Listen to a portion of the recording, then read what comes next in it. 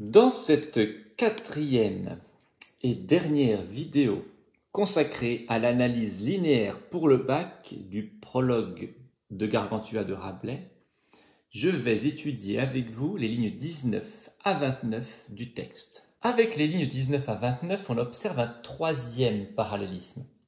Je vous rappelle que dans les lignes précédentes, on avait vu un parallélisme qui était consacré aux Silènes, et puis un deuxième parallélisme qui était consacré à Socrate. Le troisième parallélisme est consacré cette fois au livre de Rabelais. La construction entre extérieur et intérieur est toujours la même. Nous arrivons avec ce troisième parallélisme au vrai propos du prologue, donner une méthode de lecture claire pour Gargantua. C'est justement par ce point que commence notre paragraphe. À quoi tend, à votre avis, ce prélude et coup d'essai?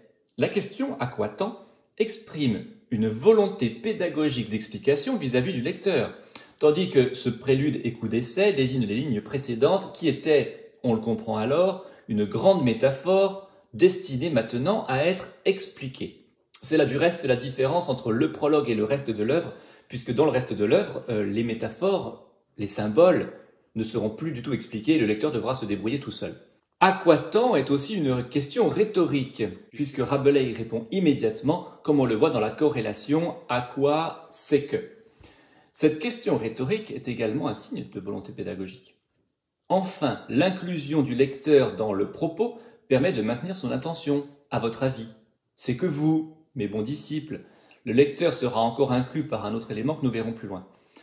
À propos de ce lecteur, on notera que les caractéristiques du lecteur idéal sont reprises, alors que l'on aborde une nouvelle partie de la structure et quelques autres fous oisifs.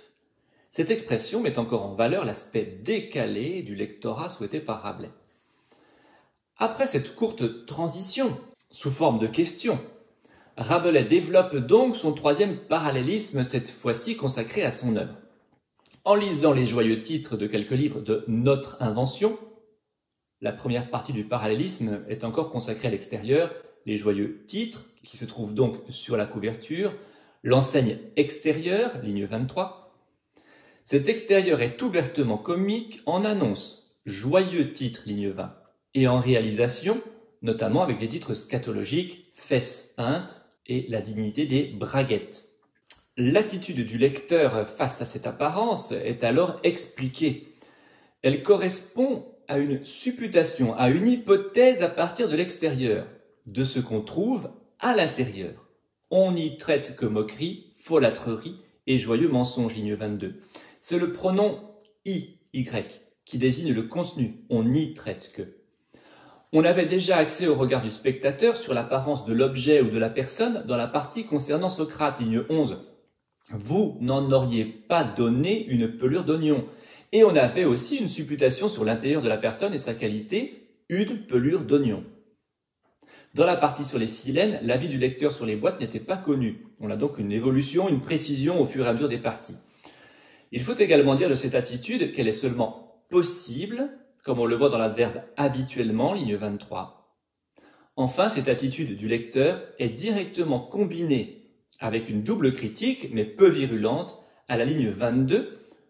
Vous pensez trop facilement, c'est dans l'emploi de l'adverbe trop qu'il y a une critique, et à la ligne 23, avec sans chercher plus loin, la critique est cette fois dans l'emploi de la négation. Dans les lignes 24 à 29, Rabelais poursuit son parallélisme, mais de façon un peu plus complexe encore que les précédents. Comme dans les autres structures, une conjonction d'opposition annonce la deuxième partie du parallélisme, mais il ne faut pas considérer. Ce renversement est appuyé par le réemploi des mots folâtre, traité et titre, ligne 29. Déjà employés aux lignes 20 et 22, dans la première partie du parallélisme, les mots le sont cette fois dans une phrase négative. Les matières ici traitées ne sont pas si folâtres que le titre le prétendait. On retrouve également le même vocabulaire que dans les autres parallélismes. Ouvrir, ligne 27, drogue, ligne 28.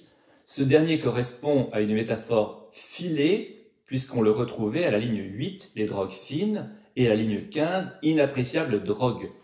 La structure, à chaque fois organisée autour du mot logique « mais », est donc aussi très claire et très pédagogique grâce à des champs lexicaux que l'on retrouve tout au long du texte. Mais on remarque aussi plusieurs nouveautés par rapport aux autres parties du texte, par rapport aux deux autres parallélismes.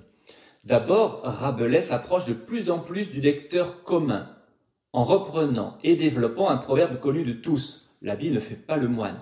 Il adapte quand même ce proverbe, il le fait sien dans la suite de la phrase, mais il part bien de l'expérience du lecteur, car vous-même vous dites. On observe donc une progression pour inclure réellement le lecteur dans son texte, en se rapprochant de sa propre culture et de sa propre expérience, quelque basique qu'elle soit. Cette progression continue dans les lignes suivantes, puisque même s'il fait encore appel à Platon, la métaphore du chien, que nous n'étudierons pas ici, est plus concrète que celle des silènes. Ensuite, alors qu'il commence à parler de son livre précisément, des modalisateurs d'obligation apparaissent. Il faut ouvrir le livre. Ce modalisateur est renforcé par l'adverbe soigneusement à la ligne 27. Alors ici, il n'y a qu'un modalisateur dans la fin de notre partie, mais ils seront également utilisés dans les lignes suivantes, c'est pour ça que l'on peut en parler dès maintenant. Au terme de cette analyse, il faut donc reconnaître que l'esthétique du prologue, la façon d'écrire de l'auteur, correspond déjà au style de l'œuvre. En ce sens, le prologue est parfois confus, mais surtout foisonnant. La métaphore qui ouvre le prologue, au lieu de venir seulement en appui pour expliquer, concrétiser, risque de poser problème au lecteur. Dès le prologue, le lectorat du livre semble restreint. Mais Rabelais ouvre peu à peu la compréhension avec des images plus simples. La pédagogie de ce prologue repose aussi sur une structure très bien organisée qui guide très bien le lecteur. Nous avons donc affaire à un prologue pédagogique au sens rabelaisien. Il n'est pas pour la passivité du lecteur. C'est en ce sens d'ailleurs qu'il estime le lecteur.